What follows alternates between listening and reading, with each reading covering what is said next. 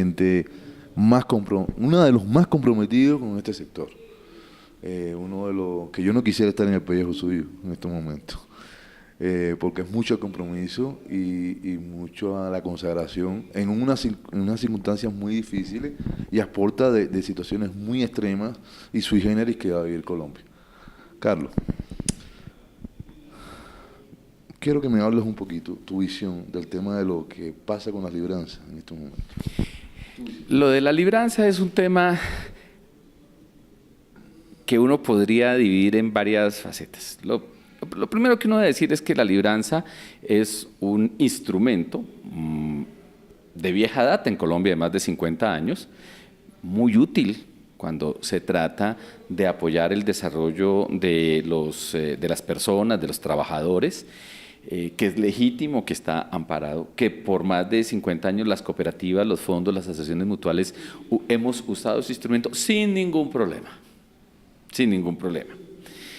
Dos, viene asociado el tema ahora a que también hay unas operaciones que están reguladas en la ley, que son legítimas, que es la posibilidad de que una organización como una cooperativa, que tiene el mecanismo de libranza para garantizar, y un pagaré que garantiza ese crédito, puede vender esa cartera. Eso también es legítimo, no pasa nada, temas temporales. Hasta ahí no hay problema. ¿Qué fue lo que empezó a pasar? Que empezaron a llegar nuevos y más actores al negocio de las libranzas. Eso en sí mismo no es ni bueno ni malo, son otros actores. Cuando se abre el camino, entonces mucha gente ve que esta es una actividad interesante, que se mueven muchos recursos, pero hay gente que también empieza a ver más allá y empieza a ver que hay otras oportunidades. Y entonces empiezan a ofrecer un mercado, o a crear y ofrecer un mercado secundario, y empiezan a vender los pagarés soportados por esas libranzas, ya no en una sola actividad de venta y compra de cartera, sino empiezan a hacer una segunda, una tercera, una cuarta, y por supuesto empiezan a expandir el tema de una misma garantía, ¿sí?, varias veces otorgadas, sin el respaldo. Dos, la codicia. Empiezan a decir, esto es un negocio buenísimo, parece que no está muy bien vigilado. Empezamos a ir al mercado secundario y a ofrecer unas tasas de interés superiores en 4 y 5 veces la que tiene el mercado. Y claro, eso no está controlado, la gente incauta. Yo no estoy exonerando a quienes se inventaron el negocio indebido, a quienes deben investigar y sancionar.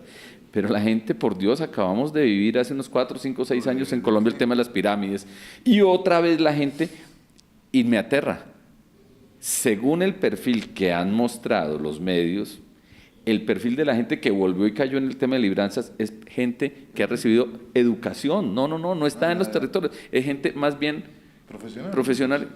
Por Dios, la codicia. Hoy en el mercado las rentabilidades son muy bajas, y si a mí me pagan 5 veces, en vez de reflexionar qué hay detrás de todo eso, me voy porque yo quiero tener. De eso tan bueno no dan tanto, ¿no? Entonces también hay que tener prudencia de parte y parte. Muy bien. Pero empiezan a salir otras aristas y empiezan a asociar de manera indebida e inapropiada que el problema de la libranza se está generando en las cooperativas. No está generado en las cooperativas. Han abusado del nombre cooperativo algunas organizaciones, y eso es lo que está investigando la superintendencia. Claro, es el punto 3 por 1000 o 2.1 por 1000, o sea, 22 sobre 7000. Igual es grave, con una sola que hubieran utilizado mal.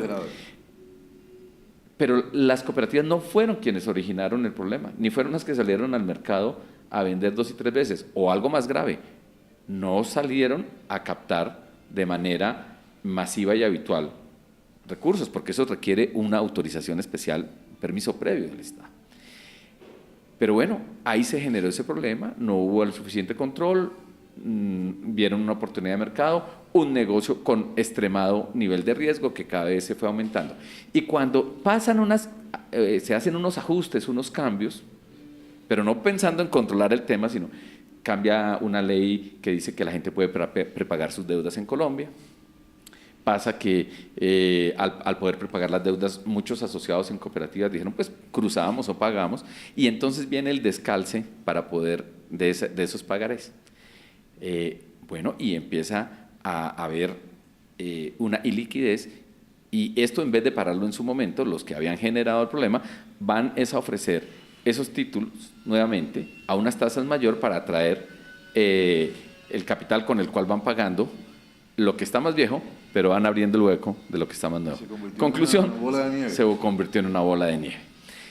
Lo que hemos dicho, porque lo hemos denunciado desde hace más de 3 años, óigase bien, las cooperativas venimos diciéndole al gobierno y a todos, va a pasar esto, ojo que hay un mercado. Nosotros mismos de manera personal le hemos entregado al alto gobierno información sobre este tipo de operaciones para que el gobierno investigue si eran buenas o malas prácticas. No lo hicieron. Ahora sí. Entonces, ahora sí. Le hemos pedido también que investigue si entidades no cooperativas, como al parecer ocurrió según lo han dicho las primeras investigaciones, y nos atenemos esa es la información oficial, crearon empresas de papel que le pusieron la palabra cooperativa. Ay, si eso ocurrió… Casi seguro. Si eso es así, y si lo hicieron, una cooperativa no puede ser de papel. Una cooperativa es una empresa de personas. Si hicieron eso, si simularon una organización con el nombre cooperativo para hacer cosas indebidas, tiene que caerle todo el peso de la ley, porque los primeros que estamos pidiendo al gobierno la protección del buen nombre cooperativo somos además, los cooperativistas. Están alertando ya y dando información, va a pasar, puede pasar. Le hemos dicho, hay que fortalecer los mecanismos de supervisión y control. Son múltiples, pero múltiples. Pero disfuncionales. Las cartas, las comunicaciones, las solicitudes en actividades como los congresos o en las reuniones cooperativas, que le hemos dicho al gobierno, no de ahora, no de hace un año, no de hace 2, de hace más de 10, 12 años, fortalezca la Superintendencia de Economía Solidaria. Le hemos dicho, el sector hoy ha pagado, porque el sector es quien paga, contribuye a mantener el esquema de supervisión estatal, ha pagado de más durante estos años. 67.000 millones de pesos tiene hoy el Estado en títulos de deuda pública, que hemos aportado el movimiento cooperativo de fondos y de mutuales para el sistema de supervisión y vigilancia, y que están en unos papeles cuando deberían estar fortaleciendo el aparato de inspección, supervisión y vigilancia del Estado. Y esto nos sigue preocupando, porque al escuchar qué es lo que ha pasado con este tema de libranzas, hemos encontrado que en su inmensa mayoría, o que las cooperativas o las organizaciones que están ahí involucradas no hacen parte del sistema de integración. Pero eso no nos debe dejar bajar la guardia. Lo que también hemos hecho reiteradamente al interior del movimiento es llamar la atención de todas y cada una de las cooperativas para que extremen sus procesos, su gestión del riesgo, para que se apeguen a los estatutos y a la ley, para que observen los principios y valores cooperativos y para que eviten ser presas de esas a veces tentaciones. Y mire que la inmensa mayoría, pero la inmensa mayoría, más del 99.9% de las cooperativas en Colombia, hoy no tienen ningún problema en cuanto al manejo de su cartera, que sigue siendo, en general, muy baja, y el riesgo de cartera, y en todo caso es menor, el porcentaje de deterioro de cartera es menor que el de la banca tradicional. Carlos, otra pregunta, y es que quiero, más que pregunta, tu reflexión, y si tienes alguna ñapa para Ecosolidario, mejor, que sé que tienes. En esta batalla campal que están librando ustedes a capa y espada, preparándose, defendiendo el sector a puerta de la nueva reforma tributaria,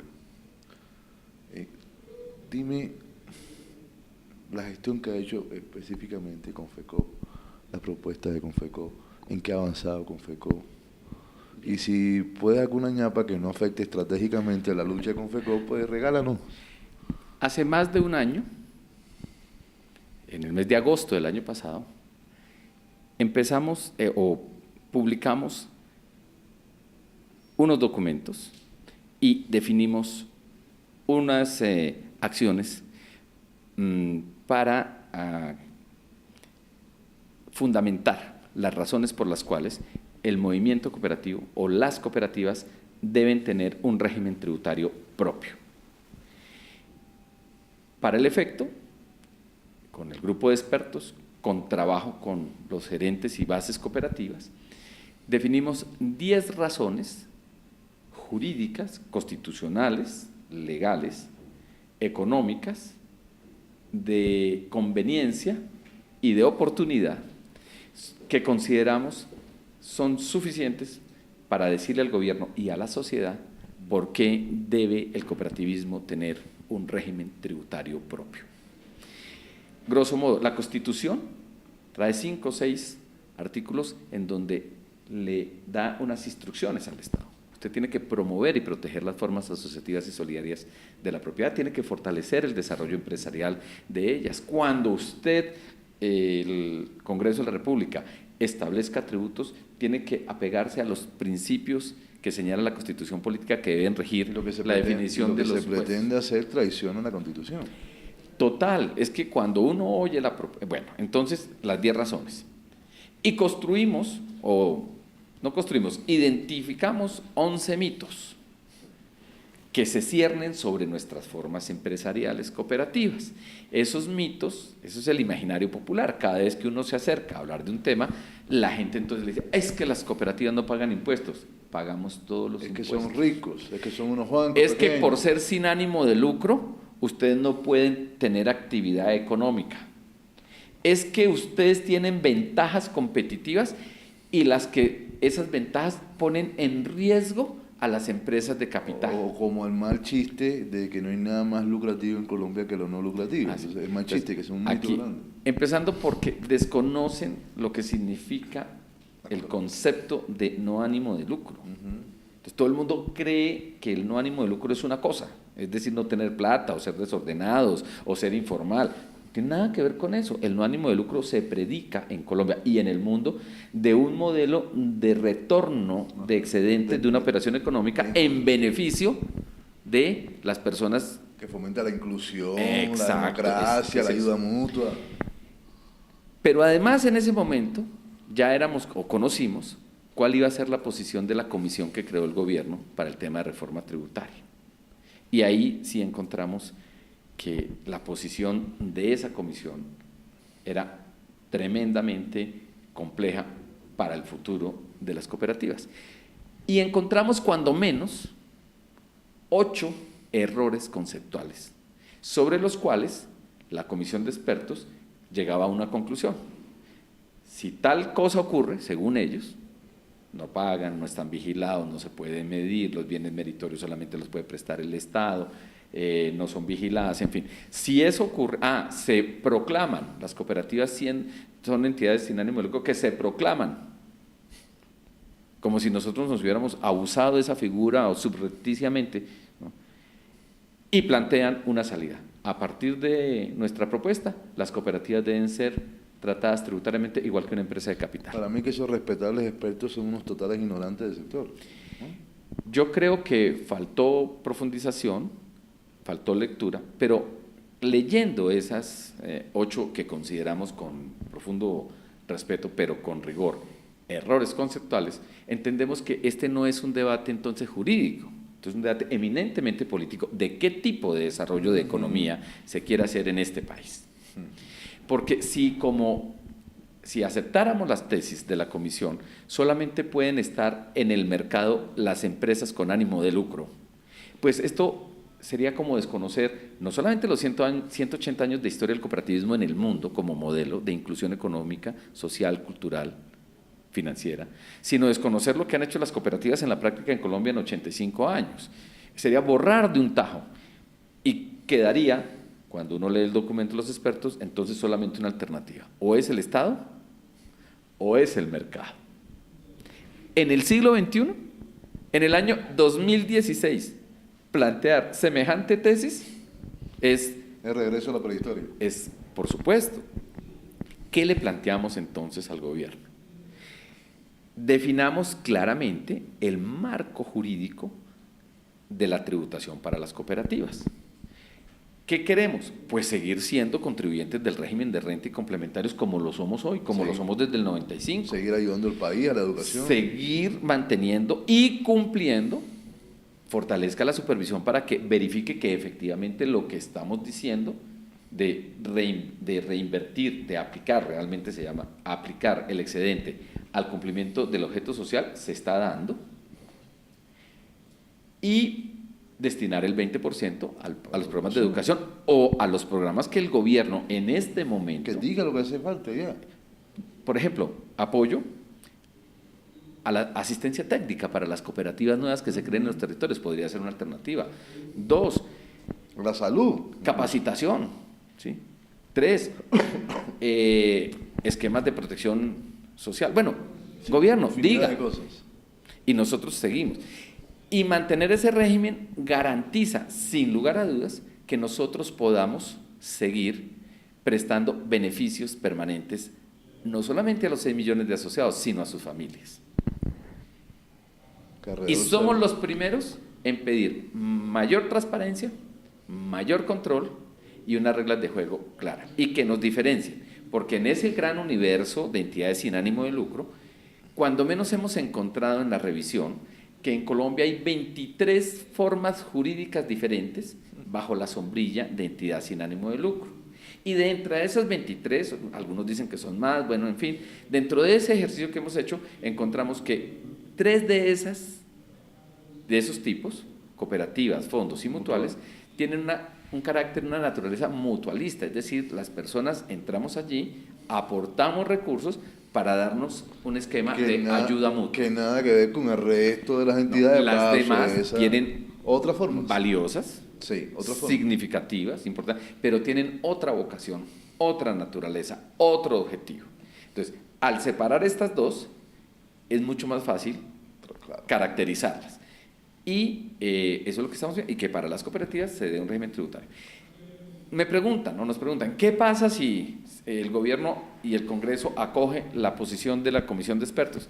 Pues toda esta historia que se está diciendo que se va a profundizar el tema del desarrollo rural integral con enfoque territorial, que se van a organizar las comunidades a través de cooperativas, que va a ser el tema inclusivo, pues difícilmente se va a lograr porque no va a haber ningún ejercicio de política pública, ninguna orientación del Estado para que estimule a que las comunidades se organicen en los territorios para gestionar su propio desarrollo. Sería letra muerta a todos los acuerdos. Claro, incluso. Totalmente. Entonces, y finalmente, yo sí, siempre he sido enfático, aquí no estamos pidiendo que nos den dádivas. Esto no es un regalo. Lo justo.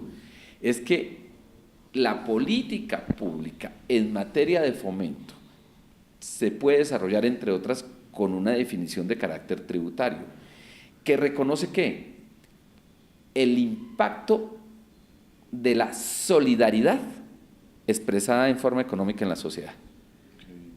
Oye, eso es poderoso. Te voy a cortar porque ya me abro malísimo porque parece que te están llamando. Ay, Carlito. Carlito, ¿has ido a Cuba? No. Oye, no. ¿Pero conoces otro cubano? Conozco cubanos, una tía de mis primos se casó hace 50